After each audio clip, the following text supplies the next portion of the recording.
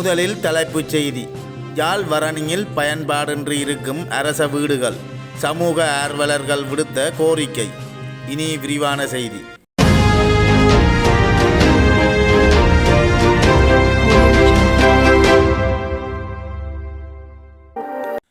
யாழ்ப்பாணம் தென்மராட்சி வரணி பிரதேசத்தில் அரசாங்கத்தால் அமைக்கப்பட்ட வீடுகள் நீண்ட காலமாக எவருக்கும் பயன்பாடின்றி காணப்படுகின்றது. சாவகச்சேரி தேர்தல் தொகுதிக்கான 10 வீட்டு திட்டத்தில் 1986ஆம் ஆண்டு வரணி பிரதேசத்தில் 10 வீடுகள் அமைக்கப்பட்டு 10 குடும்பங்கள் குடியிருப்பதற்கு வழங்கப்பட்டது. இந்த நிலையில் நாட்டில் நடைபெற்ற யுத்தம் காரணமாக 10 வீடுகளும் அழிவடைந்ததுடன் வீடுகளில் வசித்த குடும்பங்களும் வேறு பிரதேசங்களுக்கு இடம்பெயர்ந்தனர். யுத்தம் மௌனிக்கப்பட்ட பின்னர் அழிவடைந்த 10 வீடுகளையும் 2018ஆம் ஆண்டு அரசாங்கம் புனர் நிர்மாணம் செய்ய தயாராகிய போது முன்னர் வீடுகளில் வசித்த 10 குடும்பங்களில் 5 குடும்பங்களே தமக்கு குடியிருக்க வீடு வேண்டும் என்ற கோரிக்கையை முன்வைத்திருந்தனர். ஏனைய 5 குடும்பங்களும் தாம் குடியிருந்த வீடுகள் தொடர்பில் எவ்வித கோரிக்கைகளோ அல்லது தொடர்புகளோ அற்ற நிலையில் கோரிக்கை விடுத்த 5 குடும்பங்கள் குடியிருப்பதற்காக 5 வீடுகள் மாத்திரம் புனர் நிர்மாணம் செய்யப்பட்டது. எனினும் குடியிருந்த 5 குடும்பங்களும் காலப்போக்கில் குறித்த வீடுகளை விட்டு வெளியேறிய நிலையில் 5 வீடுகளும் எவருக்கும் பயன்படாது இருந்து வந்த நிலையில் தற்போது ஒரு வீட்டில் முன்பு குடியிருந்த குடும்பம் ஒன்றின் உறவினர் ஒருவர் தனது குடும்பத்துடன் வசித்து வருகின்றார்.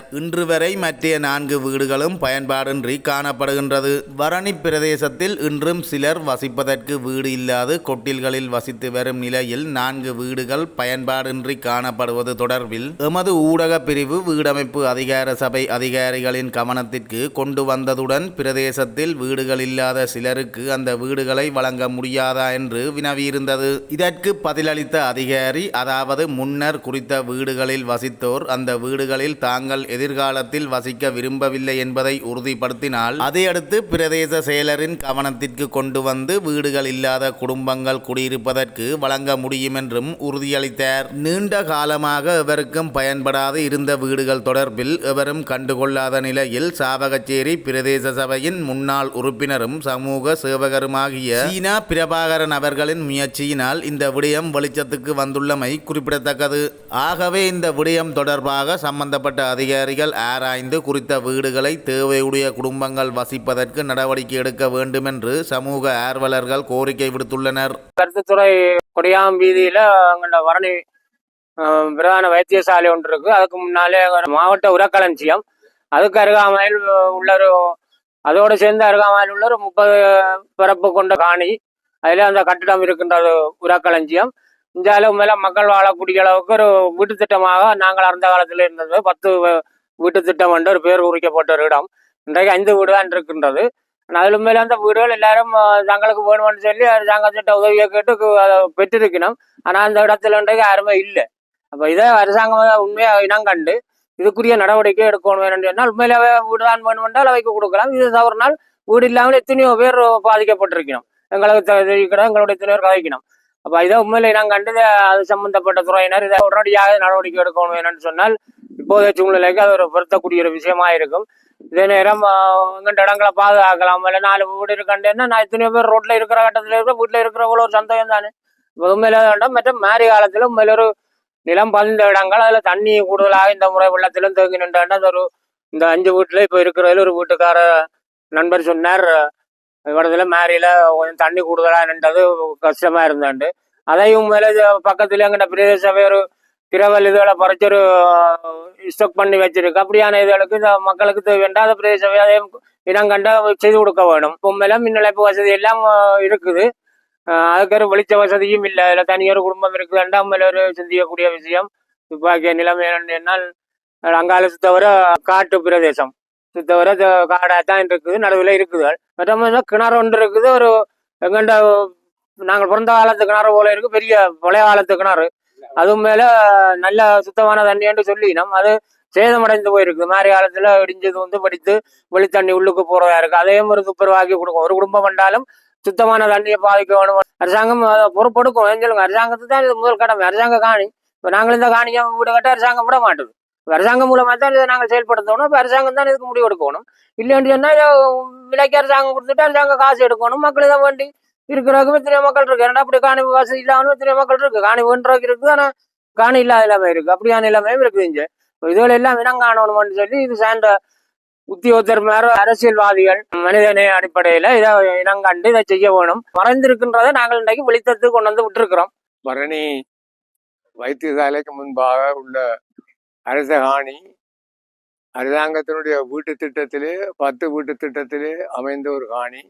ஆரம்ப காலத்திலே அமைக்கப்பட்ட 5 வீடுகளிலே இப்பொழுது ஒரு வீடு 2 ஆட்கள் வசிக்கிறார்கள். அது மிக குறைந்த வசதிகளோடு ஏனைய வீடுகள் எல்லாம் அழிவடைந்த தரவாயில் இருக்கின்றது. ஆனால் சிறிய திருத்தங்கள் வேலையை செய்து போட்டு அவர்களே அந்த வீடுகளை யாருக்கும் குடியிருக்கிறதுக்கு கொடுக்கிறது மிக ஒரு உன்னதமான வேலையா இருக்கும் என்று நான் கருதுகிறேன். ஏனென்று சொன்னால் இந்த இடம் அரசுக்குரிய காணி. மாவட்ட உரக்களஞ்சியத்து காணி அமைந்ததற்கு பின்புறமாக இந்த காணி அமைந்திருக்கு. வேறதால நான் நினைக்கிறேன் 30 பரப்பு கிட்ட வரும் நினைக்கிறேன். அந்த காணியுடைய பரப்பளவு பார்க்க போனால் அந்த பரப்பளவு காணியை மிக பயன்படுத்தி அடுத்த வீடு இல்லாதவர்கள் எத்தனையோ பேர் வீடு இல்லாமல் இருக்கிறார்கள்.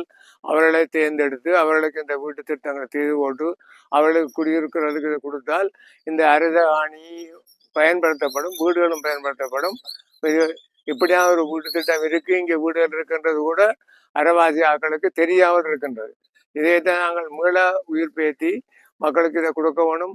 இன்று கூட இந்த மழை வெள்ளம் காரணத்தாலே எத்தனையோ பேர் குடிசை வீடுகள்ல இருந்து ஒரு வீட்டிலே இருந்து ஒரு தங்களுடைய ஒரு சாதாரணமாக ஒரு நேர கஞ்சியோ ஒரு தேநீரையோ அமைத்து குடிக்கக்கூடிய அளவு இல்லாத வெள்ளப்பெருக்கு மட்டும் அமைக்கப்பட்டவர்கள் இருந்து அவர்கள் பாடசாலை வழியும் பொது கட்டணங்கள் வழியாக தான் போயிருந்திருக்கிறார்கள்.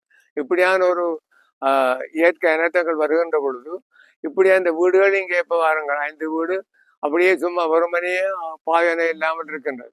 இதே சரியான முறையிலே இருந்தும் அந்த ஒரு வீட்டில மட்டும் தான் இப்பொழுது அவர்கள் ஒரு குடும்பம் அவர்கள் இருக்கின்றார்கள். அவர்கள் பயன்படுத்துகின்ற ஒரு கிணறு மற்ற வசதிகள் கொஞ்சம் குறைவாக இருக்கின்ற அவற்றை அந்த கிணத்தை அவர்கள் சின்ன சிறு திருத்தம் செய்து கொடுத்தால் அவர்களுக்கும் தண்ணியை பயன்படுத்த முடியும். அதே நேரத்தில் இன்னும் நீங்க 4 குடும்பத்தை கொண்டு வந்து இருத்தக்கூடிய அளவுறதுக்கு இந்த வீடு இருக்கு.